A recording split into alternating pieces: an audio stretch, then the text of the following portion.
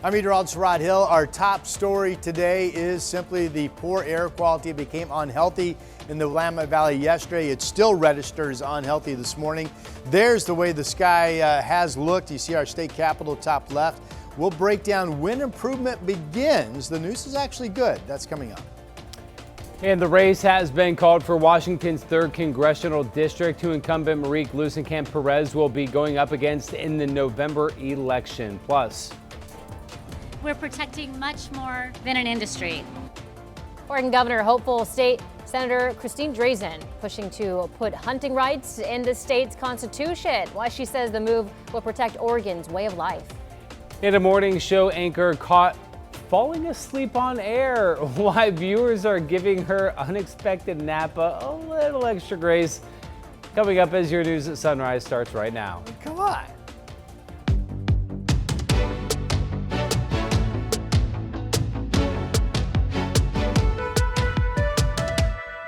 Good morning, and thank you for joining us on your Wednesday. I'm China Green. Oh, I'm Matthew Herchick. Wake I'm up. sorry. I'm Matthew Herchick. Glad to have you with us to start the 6 o'clock hour.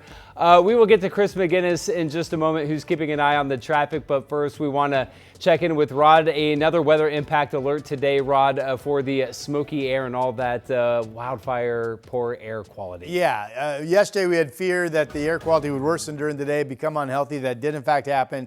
It didn't change overnight. It has not changed this morning. So realize the recommendation is, if you're going to be out and about, if you work outdoors, you've got some activity that's going to keep you out for an extended period of time, it is recommended that you put on the proper mask today to help protect you from bringing in or breathing in the air particulates. Temperature range today is 88 to 95, and this is a KGW weather impact alert for the smoky overcast that's continuing to bring us the unhealthy air quality. The alert in gray, except for the coast, pretty much covers, and it does reach to part of the coast in Lane County, but it does cover most of our inland areas for Oregon and Washington.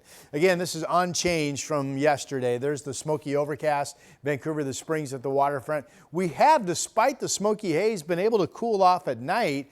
So that's some good news. It is 64, a little warmer than it is up along the Columbia from our Providence Park camera. PDX, though, is at 59. We'll be 78 at noon. It's a smoky overcast, 93 at 5 o'clock. We did make it to 90 yesterday. The improvement is expected to gradually take hold tonight. So that's some good news. Here's Chris. All right, that is definitely something to look forward to, Rod. Thank you for that. Along the wildfire news, we still have a couple of road closures, or one significant one. This is out in Crook County, east of Prineville. US 26 still closed between Prineville and Mitchell, or just east of Prineville, due to ongoing wildfire fighting efforts there. All right, back to the freeway drive locally. You can see the haze here on the Sylvan camera. You can also see fairly light volume on that side of town. I-5 through Wilsonville, traffic zipping along just fine there as well. Guys, no crashes, no unexpected freeway delays. We're off to a pretty good start for now. Chris, thank you. Gresham police are asking for your help finding this missing 78-year-old. They say Glenn Glaspie was last seen leaving a medical appointment yesterday afternoon near South Bond Avenue and South Whitaker Street. He is 5'6" with medium-length hair that he usually wears in a ponytail. If you see him, call 911. Well, Washington voters made their picks in several high-profile primary races Tuesday, setting the stage for a busy general election this fall. Yeah, but few are expected to draw more national attention than the November race for Washington's 3rd congressional district, which could help determine which party controls the U.S. House. Sunrise reporter Corey Johnson joining us live this morning with a look at the results. Corey.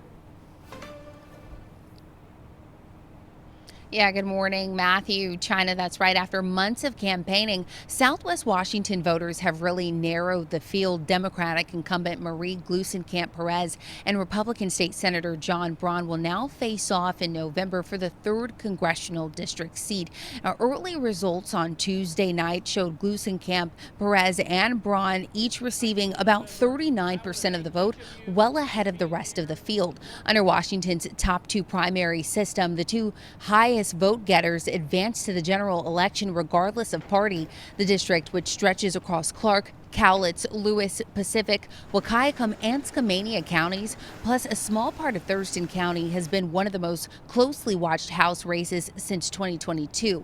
Gluesenkamp-Perez tells KGW she's focused on the issues that aren't partisan but practical. She says she hopes to get a win in November and represent ordinary, hardworking Washington residents, while Braun, a Navy veteran and longtime state senator, tells us that while he values President Trump's endorsement, Washington's third is an independent district, and he's running based on the needs of voters here. I come into this race with humility and curiosity about how we can build an even bigger team, because that's the task ahead. How do we serve everyone in this district with so many diverse interests and values? We're coming from virtually zero name ID, and yet, 60% of the voters did not vote for the incumbent. I feel like we're in a very strong position. We got to go keep doing the work, getting to know voters. And the rematch now moves into the general election, or the general campaign rather, with both candidates making their case over the next 3 months to voters in one of the country's most competitive congressional districts. Matthew, China. Corey Johnson reporting live for us this morning. Thank you, Corey. And to Central Washington and District 4, which spans from the Columbia to Canadian border. AP calling this one for Republican and Yakima County Commissioner Amanda McKinney, who's endorsed by President Trump. She'll face a sole Democrat on the ballot, John Dresky, an Air Force veteran, in November. This is the seat currently held by Congressman Dan Newhouse, who is retiring. Newhouse is one of the last remaining House Republicans who voted to impeach President Trump during his first term. And back in Clark County, it looks like voters are supporting a bond measure to build a new fire station in Amboy. With yes votes well in the lead, this will raise taxes there. For example, it will increase about $300 for a $650,000 home. And it looks like voters in East County are on track to say yes to continuing to pay a tax levy for emergency medical services. That is leading with 68%. Proposition 6 keeps taxes at the current level and would last 6 years. And stick with KGW as results for Washington's top 2 primary continue to come in. We are tracking all the key races, including Clark County Commissioner and Auditor, right now at KGW.com. A petition to hire more Portland police officers with money from the Portland Clean Energy Fund, currently meant for climate-related projects, will not be on the November ballot. The city elections office announced it did not record enough valid signatures. It needed 40,000 signatures and came short by around 6,000. The 2 main reasons? Well, 1, some signers weren't registered voters or didn't live in Portland, and 2, some people also signed 2 or more times. The police union president criticized the process, saying that they plan to file legal action to demand transparency. And speaking of November, the candidates for Oregon governor are already in full campaign mode. Democratic Governor Tina Kotek has released her first video ad, while Republican Christine Drazan is pushing to enshrine the right to hunt into Oregon's state constitution. That move is in response to an initiative petition that would have criminalized hunting and fishing in the state. Supporters didn't get enough signatures to put it on the ballot. And now multiple agricultural groups are warning Oregon must protect the right to hunt from future challenges.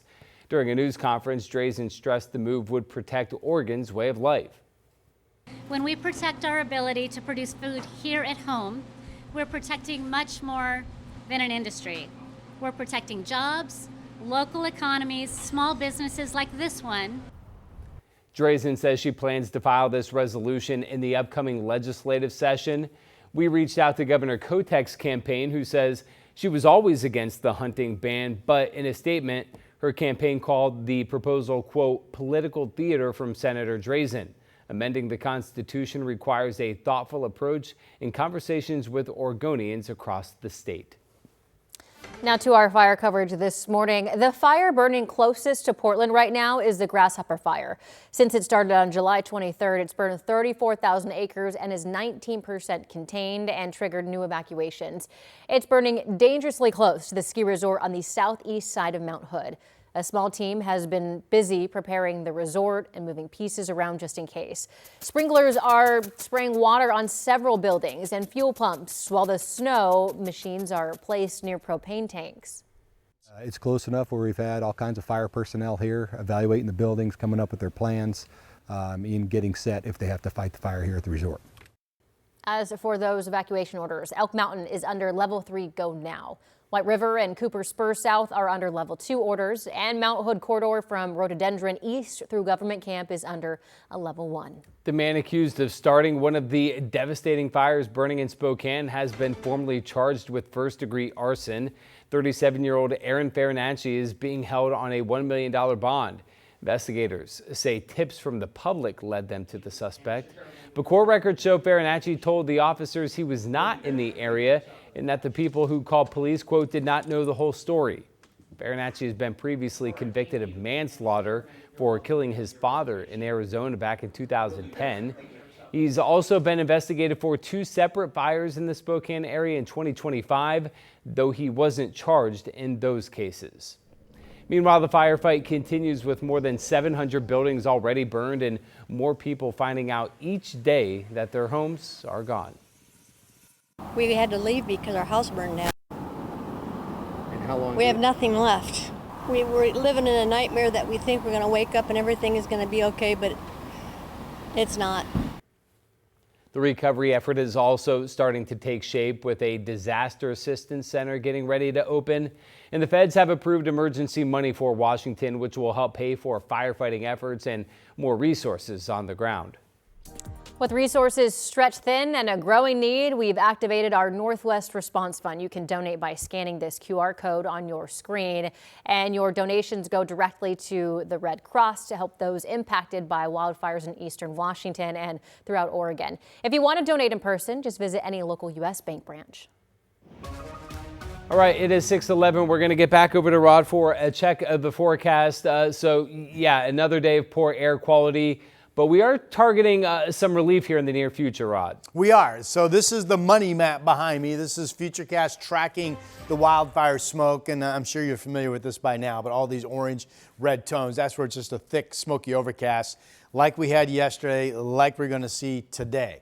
But as I play this, here's 6 o'clock tonight. You can see some improvement actually up into Deschutes County. And notice if you look carefully at the streamlines, weather models show no later than 5 p.m. today the easterly flow pattern aloft that brought in the smoke to the west side of our state kicks back to the west, and that will start the improvement. So we will start to see some gradual improvement this evening along the coast. We should notice some improvement when you wake up tomorrow morning. This is Thursday at 8 a.m. And then later in the day, we'll be on the back edge of the haze, and it will be clearing along the coast in terms of back to a blue sky. And I think no later than Friday, if not later tomorrow, we'll be back into the good air quality zone with no wildfire smoke here west of the Cascades at all. So really, we have to get through today. We'll look for improvement tomorrow. We'll be back to normal on Friday. Here's our Chinook Winds Casino Resort camera in Lincoln City. Smoky overcast at the coast continues as well. Generally, your air quality has been holding in the moderate zone, so not as bad as inland areas. This is the smoke from that grasshopper fire burning just east of Mount Hood. Timberline Lodge camera showing all the fog and wildfire smoke up there settled in. Just nasty to be up that way. Temperatures are in the 50s and 60s here in the valley to start off. Our winds are generally light, 58 degrees in Salem. This will be a hot afternoon. 90-degree temperatures generally inland from the valley out to the east. This is our typical 90-degree weather. The wind flow has been from the east, so relative humidity factors are down. So it's far less humid than it has been the last couple of times that we hit 90. Yesterday we did make it to 90. Today 93. Tomorrow not as smoky, but 95. Impact alert today for the smoke. Impact alert tomorrow for the 95-degree temperature. Friday it's clear blue, still hot, and then it's more comfortable for the weekend. That's your update. All right, Rod, thank you.